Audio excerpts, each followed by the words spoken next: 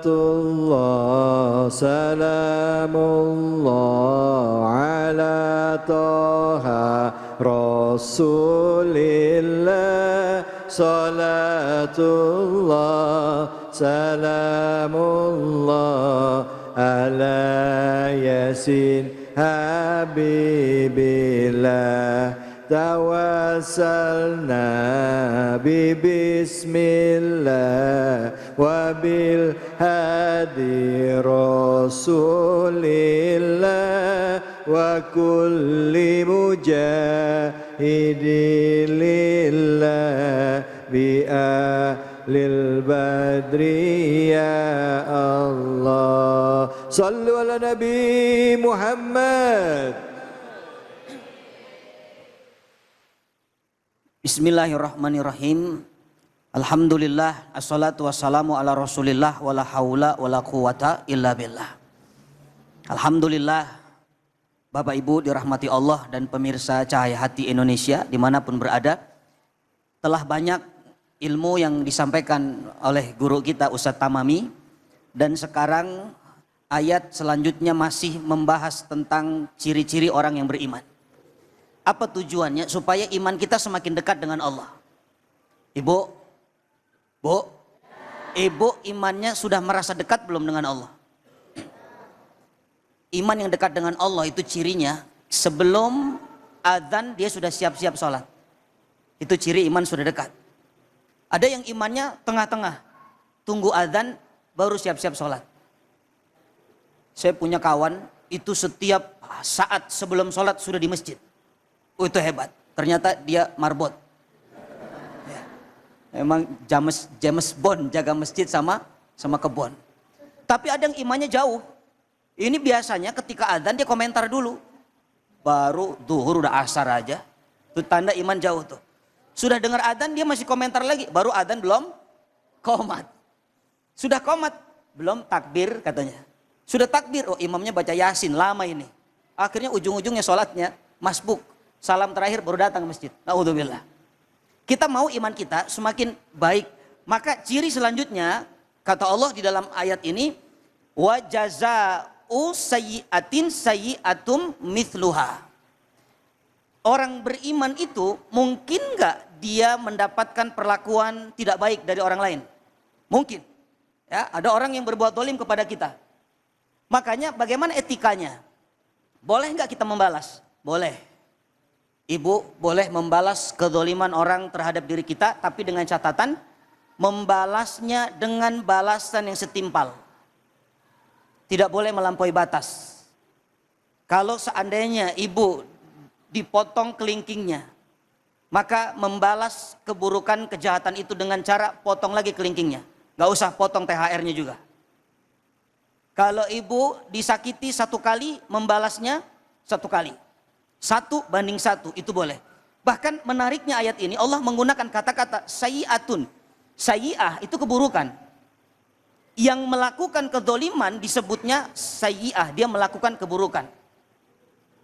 Memang kelakuannya buruk, tapi kita yang membalas keburukan orang itu kita tidak dikatakan melakukan keburukan. Karena kita membalas dengan setimpal. Tapi kalau sudah melampaui batas, balasannya itu namanya zalim. Apa bu? Zalim. Zalim itu tidak adil dia. Contoh, ini bulan Ramadan. Ya, kalau ibu dipancing oleh orang lain marah, dibuat emosi. Makanya kita diajarkan baik sangka dulu sama Allah. Ada orang siang-siang makan. Sekarang nih kita lihat ada orang siang-siang makan, minum. Komentar kita apa? Kalau kita mengatakan dasar orang fasik nggak puasa dia, maka kita sudah menuduh, itu namanya suudzon.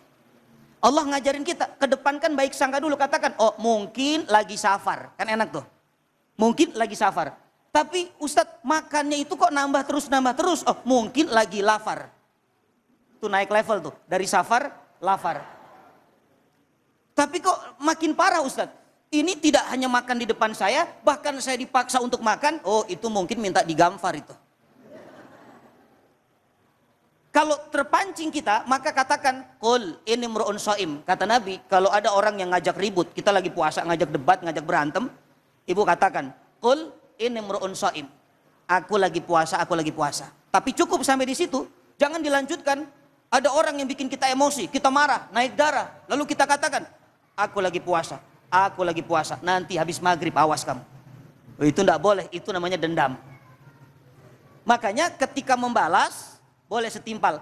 Tapi yang lebih baik dari itu, kata Allah, faman afa wa aslaha. Siapa yang memaafkan, siapa yang berbuat kebaikan, orang berbuat jahat kita balas dengan kebaikan. Maka fa ajruhu 'alallah. Pahalanya Allah yang memberikan. Allah rahasiakan pahalanya. Kenapa? Saking besarnya amalan itu. Dan Allah tidak suka orang-orang berbuat zalim. Dan ingat, ketika ada orang yang membela dirinya karena dia dizalimi, jangan kita katakan, oh, kamu itu orangnya tidak sabar. Kamu itu akhlaknya buruk. Kenapa? Kamu membalas orang berbuat buruk. Quran membolehkan itu. Yang penting catatannya tadi tidak melampaui batas. Ya, mudah-mudahan Allah jadikan kita hamba-hamba Allah yang tidak melampaui batas. Ada nggak contohnya? Rasulullah SAW. Rasulullah SAW kalau ibu ingin mengambil yang lebih baik, ya memaafkan daripada membalas keburukan. Rasulullah SAW tidak hanya tadi ketika dilempari kotoran di rumahnya, tapi Nabi pernah ketika mau keluar dari rumahnya mau hijrah, itu Nabi dikepung oleh 10 pemuda lengkap dengan pedang, ibu. Lengkap dengan pedang. Lalu Allah suruh Nabi ambil pasir, taburkan ke orang-orang itu, dan apa yang terjadi? Orang-orang itu pingsan. Sambil Nabi membaca ayat, wa ja'alna min baini aidihim saddaw wa min khalfihim saddan fa syainahum fahum la yubisurun. Surat apa itu? Yasin. Ibu kalau ada razia baca surat ini. Iya, baca ayat ini, betul ibu. Insya Allah ibu tetap kena tilang itu. Karena ibu bukan nabi. Tapi hebatnya Rasulullah SAW ketika sudah lewat, itu yang pingsan ibu, Nabi mendekati lagi. Nabi mendekati mereka, lalu disentuh nadinya. Sampai Nabi mengatakan, Jibril, ini orang ini nanti bangun lagi atau enggak? Bagaimana keluarganya? Bagaimana anak istrinya kalau dia mati? Subhanallah, ibu, ada orang sudah ingin mencelakai Nabi, tapi Nabi masih peduli. Coba kalau ibu jalan, lalu ibu dibegal, begalnya masuk comberan. Kira-kira ibu kayak Nabi nggak itu? Ibu ambil handphone, akibat membegal wanita solehah. Astagfirullahaladzim. Mudah-mudahan kita menjadi hamba Allah yang pemaaf, membalas keburukan dengan kebaikan. Wallahu yubariku fikum. Alhamdulillah, terima kasih banyak Ustadz. Bu, silakan siapa yang mau tanya, angkat tangannya. Masya Allah, baik ibu.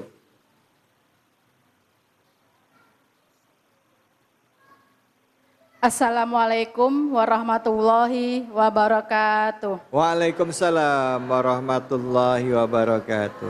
Perkenalkan, nama saya Ibu Heliani dari Majelis Taklim Nurul Hasanah. Izin bertanya Ustadz, bagaimana cara menangani anak yang sudah besar tetapi susah untuk diajak beribadah?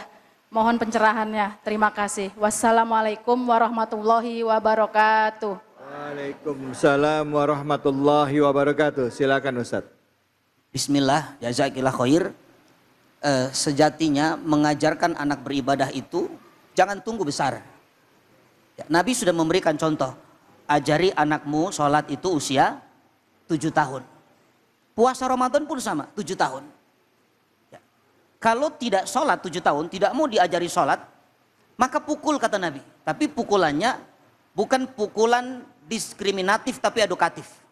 Pendidikan ibu, pukul hatinya, sentuh hatinya. Kasih hadiah, kasih reward. Nah, pokoknya kalau kamu sholatnya ke masjid, sholat 3 waktu ke masjid, nanti akan kasih hadiah. Nah, hadiahnya apa? Rahasia. 5 waktu lebih hebat lagi hadiahnya. Memang sejatinya itu dari kecil ibu. Ya, kenapa Nabi menyuruh kita dari 7 tahun?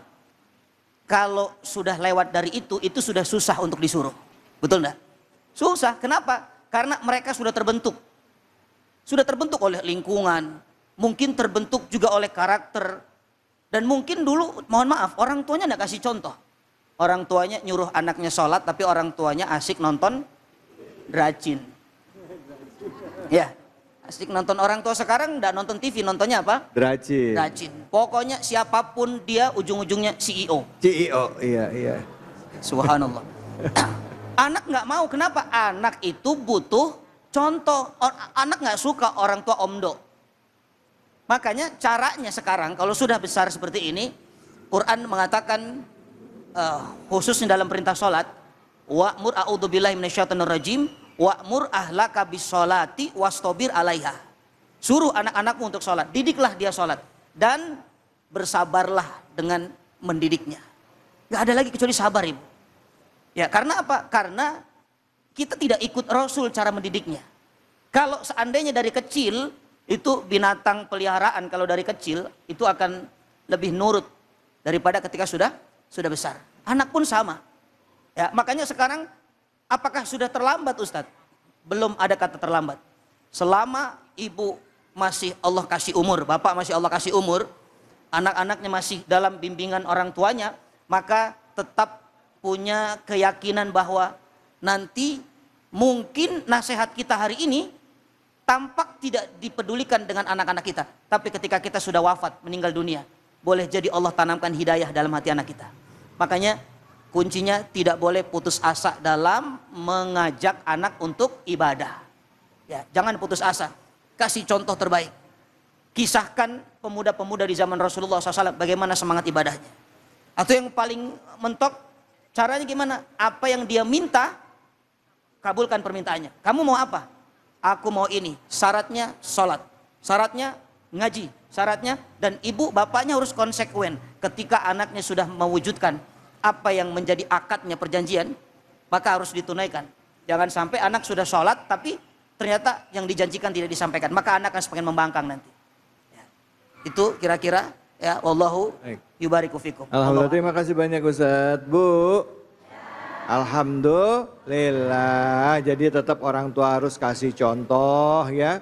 Terus juga mendoakan anak-anaknya ya Ustadz ya. Supaya anak-anak itu dalam perjalanan hidupnya ya senantiasa dapat perlindungan. Dan Allah kuatkan serta diberikan keimanan ketakwaan dalam diri anak-anak kita. Amin ya robbal alamin. Jangan kemana-mana, kita akan lanjut lagi. Tetap di sini di Cahaya Hati Indonesia.